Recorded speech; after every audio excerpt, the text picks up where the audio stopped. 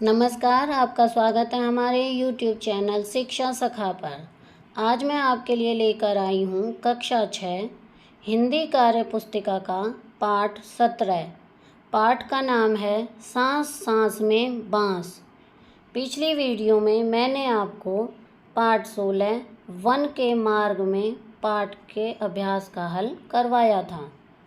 अगर आप मेरे चैनल पर नए हैं और अभी तक आपने मेरे चैनल को सब्सक्राइब नहीं किया है तो प्लीज़ सब्सक्राइब कर लें और बेल आइकन को ज़रूर दबाएं। मैंने अपने चैनल की प्लेलिस्ट में सब्जेक्ट वाइज लिस्ट डाली हुई है। आप जिस भी सब्जेक्ट के पाठ को देखना चाहते हैं मेरे चैनल की प्लेलिस्ट में जाकर उसे देख सकते हैं। तो पाठ पढ़ते हैं सांस सांस में बाँस। नंबर 1, कविता पढ़ो। सबसे पहले मेरे घर का अंडे जैसा था आकार, तब मैं यही समझती थी बस इतना सा ही है संसार।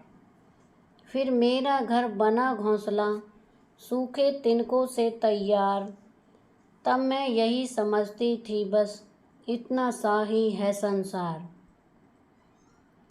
फिर मैं निकल गई शाखों पर हरी भरी थी जो सुकुमार, तब मैं यही समझती थी बस इतना सा ही है संसार। आखिर जब मैं आसमान में उड़ी अपने पंख पसार, तभी समझ में मेरी आया बहुत बड़ा है यह संसार। तो ये कविता लिखी हुई है। अब इसे हमें यहाँ पर जो ये जगह दी गई है यहाँ पर चित्र नहीं बनाना है। हमें प्रश्न दिया गया है, इस कविता में जो कहा गया है उसका विवरण एक पैराग्राफ में लिखो। तो यहाँ पर हम शुरुआत करते हैं पैराग्राफ लिखने की। यह कहानी एक छोटी सी चिड़िया की बच्ची की है। जब वह बिल्कुल छोटी होती है तब वह एक अंडाकार घोंसले में रहती है। वह समझती है कि संसार इतना बड़ा है। बाद में उसकी माँ बड़ा घोंसला बनाती है तो वह समझती है कि इस घोंसले जितना बड़ा ही है संसार। जब उसने उड़ना सीखा तब उसे समझ आया कि यह संसार तो बहुत बड़ा है। अब इसमें यहाँ पर लिखा हुआ है कि खाली जगह पर कविता के आधार पर चित्र बनाओ। तो जो पहला पेज है वहाँ पर जो है उसमें चित्र बनाना है। तो वहाँ पर हम चिड़िया घोंसला आदि का चित्र बनाकर इस कविता के अनुसार उस चित्र को बनाएंगे। तो यह कार्य आप स्वयं करेंगे। दूसरा प्रश्न है, तुम्हारे आसपास बांस से बनी हुई क्या क्या चीज़ें काम में ली जाती हैं। तो इसमें हम लिखेंगे टोकरी, चारपाई, कुर्सी आदि। तीसरा प्रश्न, अपने घर में या आसपास तुमने किसी न किसी को हाथ से कुछ बनाते हुए देखा होगा, जैसे स्वेटर, दरी, कपड़ा आदि। ऐसी और कौन कौन सी चीज़ें हैं जो हाथ से बनाई जाती हैं, सूची बनाओ। तो यहाँ पर हम लिखेंगे दरी, गलीचा, स्वेटर, चादर, कपड़े सिलना आदि। अब प्रश्न नंबर 4 है, नीचे कुछ शब्द झुंड दिए गए हैं, इनमें से छांटकर समान अर्थ वाले शब्द प्रत्येक शब्द के सामने लिखो।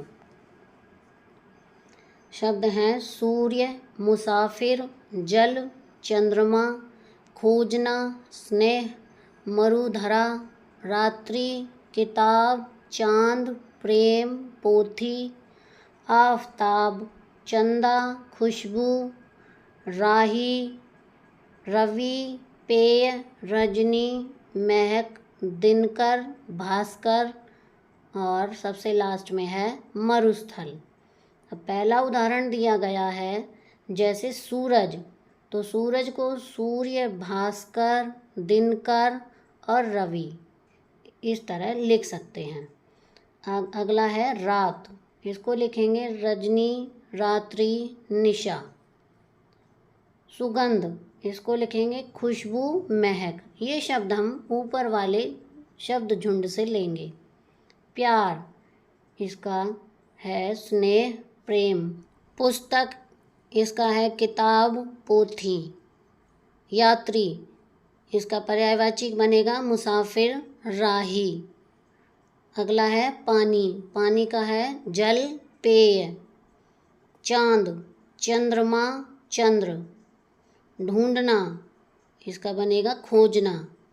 रेगिस्तान, इसका बनेगा मरुधरा और मरुस्थल। अब 5वां प्रश्न है कि अपने यहाँ पाए जाने वाले 5 पेड़ पौधों के नाम लिखो। तो इसमें लिखा है मैंने शीशम, नीम, बड़, पीपल और अमरूद। ख, इन पेड़ पौधों के विभिन्न भागों का हमारे लिए क्या उपयोग है, लिखो। तो इधर नाम दिए गए हैं, उसकी पत्ती किस काम आती है, तना किस काम आता है, फूल, फल, बीज और जड़ ये सभी किस काम आते हैं। तो सबसे पहले हम शीशम का लिखेंगे। इसकी पत्तियों का तो नहीं, तना फर्नीचर बनाने का काम आता है और बीज नए पेड़ उगाने के। नीम, नीम की पत्तियां खाई जाती हैं, तने से फर्नीचर बनाने का काम आता है। फूल निभोली लगती है, उसे खाया जाता है। और फल औषधि और नए बीज उगाए जाते हैं। जो नए पेड़ उगाने हैं बीज इसलिए काम आता है। बड़ के भी कई फायदे हैं, इसका फल औषधि बनाने के काम आता है, बीज नए पेड़ उगाने के काम आता है। इसी तरह पीपल, इसके लकड़ियाँ से हवन करते हैं और औषधि बनाई जाती है। इसी तरह अमरूद खाया जाता है, इसकी जो पत्तियाँ होती हैं इसे खाया जाता है, लकड़ियों को जलाने के काम आती हैं, फर्नीचर बनाने के काम आती हैं और खाना अमरूद को खाया जाता है। इस तरह से यह पेड़ हमारे कई काम आते हैं।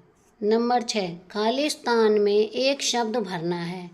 यह शब्द वाक्य में से ही किसी एक शब्द का उल्टा होगा। देखिए पहला कै, जब रात को मैं बेहोश था, कल रात को मैं बेहोश था, फिर सुबह बेहोश का उल्टा आएगा होश में आया। ख, सिर की पट्टी मोटी, अंगुलियों की पट्टी पतली, यहाँ पर मोटी पतली। ग, समझ में नहीं आया, तू है ना समझ, यहाँ ना समझ का उल्टा समझ। घ, चोर तो भाग गया, पुलिस मुझे पकड़ लाई। ड़, जब मैं आया तब वह गया।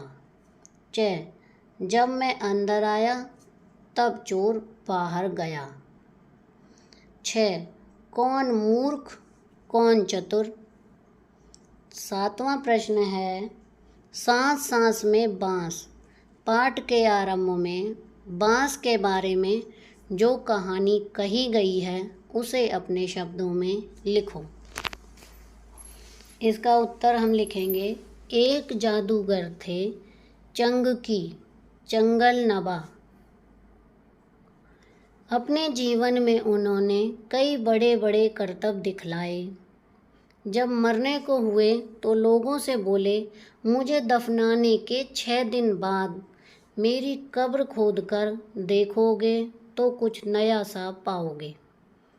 कहा जाता है कि मौत के 6ठे दिन जब उनकी कब्र खोदी गई तो उसमें से बांस की टोकरियों के बहुत सारे डिजाइन निकले। तो ये कहानी थी सांस सांस में बांस पाठ की। ये यहाँ पर हमारा चैप्टर पूरा हो गया है। जो 17 है सांस सांस में बांस के अभ्यास का कार्य पूरा हो गया है और इसके साथ ही हमारा कार्य पुस्तिका का पूरा कार्य भी ख़त्म हो गया है। यानी जो हमारे 17 चैप्टर थे वो पूरे हो गए हैं। तो आपको मेरी ये वीडियो कैसी लगी मुझे कमेंट करके ज़रूर बताएं। प्लीज़ मेरे चैनल को लाइक करें, शेयर करें और सब्सक्राइब करना ना भूलें। Thank you.